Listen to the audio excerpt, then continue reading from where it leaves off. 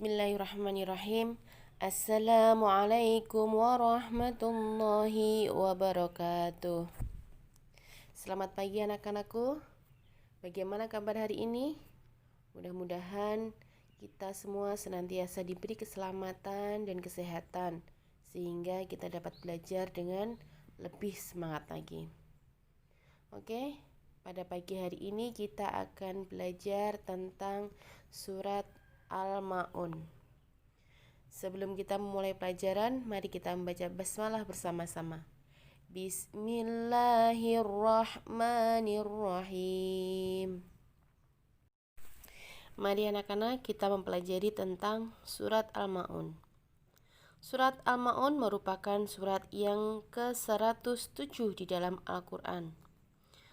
Surat Al-Ma'un terdiri dari 7 ayat. Surat Al-Ma'un tergolong surat Makkiyah karena diturunkan kepada Nabi Muhammad di kota Mekah, yaitu sebelum Nabi Muhammad hijrah ke Madinah. Surat ini diturunkan setelah surat At-Takatsur. Nama Al-Ma'un diambil dari ayat yang terakhir, yaitu ayat yang ke-7, yang artinya barang-barang yang berguna. Baiklah anak-anak, mari kita hafalkan, kita simak surat Al-Ma'un bersama-sama. A'udzu billahi minasyaitonir rajim. Bismillahirrahmanirrahim. Ara'aital ladzi yukadzibu biddin. فَذَلِكَ الَّذِي يَدُعُّ الْيَتِيمَ وَلَا يَحُضُّ عَلَى طَعَامِ الْمِسْكِينِ فَوَيْلٌ لِلْمُصَلِّينَ الَّذِينَ هُمْ عَنْ صَلَاتِهِمْ سَاهُونَ الَّذِينَ هُمْ يُرَاءُونَ وَيَمْنَعُونَ الْمَاعُونَ Shadaqallahul Azim. Terjemahan dari surat Al-Ma'un. Ayat pertama, tahukah kamu orang yang mendustakan agama? Ayat kedua, itulah orang yang menghardik anak yatim. Ayat yang ketiga, dan tidak menganjurkan memberi makan orang miskin. Ayat keempat, maka kecelakaanlah bagi orang-orang yang sholat. Ayat yang kelima, yaitu orang-orang yang lalai dalam sholatnya. Yang keenam, orang-orang yang berbuat riya. Dan ayat yang terakhir, ayat ke-7, dan enggan menolong dengan barang berguna. Itu adalah terjemahan dari surat Al-Ma'un ayat 1 sampai dengan 7. Selanjutnya, saya akan menjelaskan tentang kandungan dari surat Al-Ma'un. Surat Al-Ma'un merupakan surat yang menjelaskan tentang orang-orang yang mendustakan agama. Siapa saja yang mendustakan agama itu? Yaitu yang pertama, orang yang menghardik anak yatim. Maksudnya menghardik bagaimana? Yaitu mereka yang berbuat kasar terhadap anak yatim. Mereka yang suka mencela anak yatim. Orang yang suka membuli anak yatim. Jadi jangan pernah kita sekali-kali untuk menghardik anak yatim. Kita harus banyak menyayangi mereka.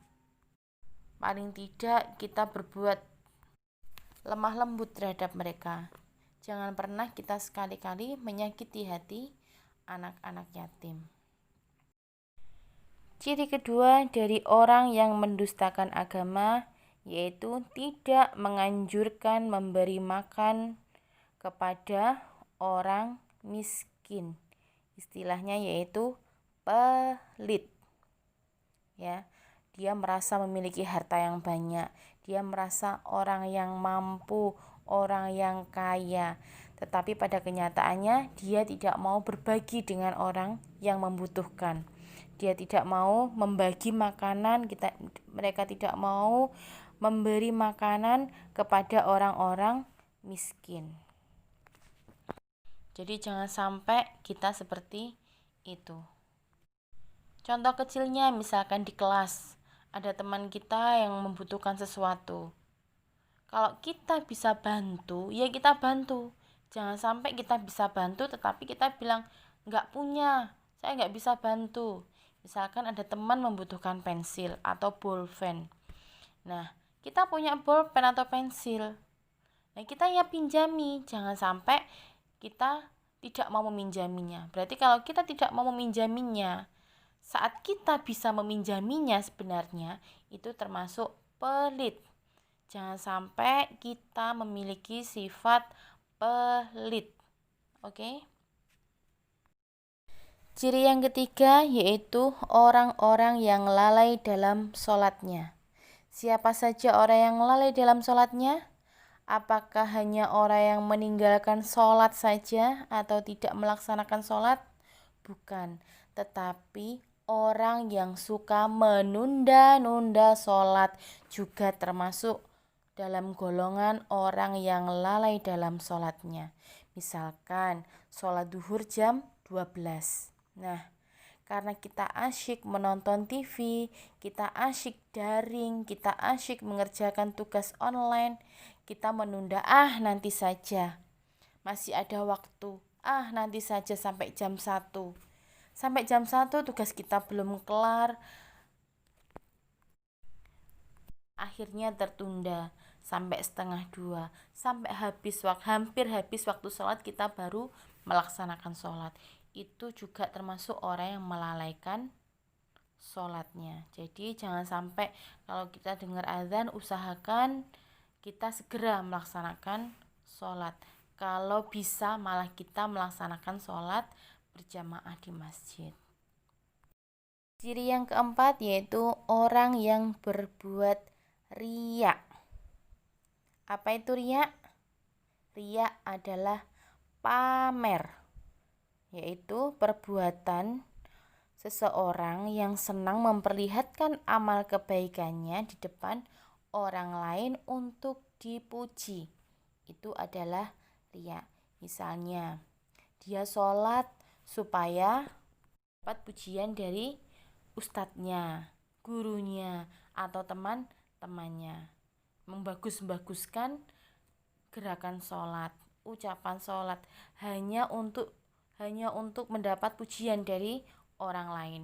Itu namanya riya. Tapi kalau dia tidak ada yang melihat, misalkan ustadznya tidak ada, gurunya tidak ada, teman-temannya juga tidak ada di sekitarnya, dia bermalas-malasan untuk beribadah dengan sempurna. Itu yang namanya riya atau pamer. Jadi, ada atau tidak ada orang lain, kita harus beribadah dengan sungguh-sungguh menghadap Allah, mengharapkan ridha Allah Subhanahu wa Ta'ala. Ciri yang kelima yaitu orang yang enggan memberi atau menolong dengan sesuatu yang dapat mendatangkan manfaat. Maksudnya, orang yang tidak mau menolong orang lain dengan sesuatu yang dapat mendatangkan manfaat. Contohnya, tidak mau bersedekah kepada orang lain yang sedang membutuhkan dan juga enggan membayar zakat. Perbuatan celaka dan mendustakan agama dalam surat Al-Ma'un tersebut harus kita hindari. Beberapa perilaku yang hendaknya kita lakukan untuk menjauhi perbuatan celaka dan mendustakan agama antara lain adalah sebagai berikut. Yang pertama, menyayangi dan memperlakukan anak yatim dengan kasih sayang. Yang kedua, berkata santun kepada anak yatim ataupun orang-orang miskin. Yang ketiga, berbuat baik dan senang membantu orang-orang miskin. Yang keempat, melaksanakan sholat wajib tepat waktu dan tidak menunda-nundanya. Yang kelima, melakukan ibadah sholat dengan ikhlas karena Allah. Yang keenam, menghindari perbuatan riya atau ingin dipuji saat beribadah. Yang terakhir yaitu senang menolong orang dengan sesuatu yang mendatangkan manfaat. Menyantuni anak yatim itu memiliki beberapa manfaat yang sangat besar, tetapi juga harus kita laksanakan dengan ikhlas. Oke? Di antara keutamaan menyantuni anak yatim, yaitu yang pertama, tergolong sebagai orang yang taat kepada Allah. Yang kedua, akan terhindar dari siksa akhirat. Dan yang ketiga, selalu diberi pertolongan oleh Allah Subhanahu wa Ta'ala. Demikian materi tentang surat Al-Ma'un. Semoga kita senantiasa mendapat perlindungan dari Allah Subhanahu wa Ta'ala dan kita selalu dipelihara sehingga kita tidak masuk dalam golongan orang-orang yang mendustakan agama. Dan mudah-mudahan ilmu yang kita terima pada hari ini berkah manfaat dunia akhirat kita.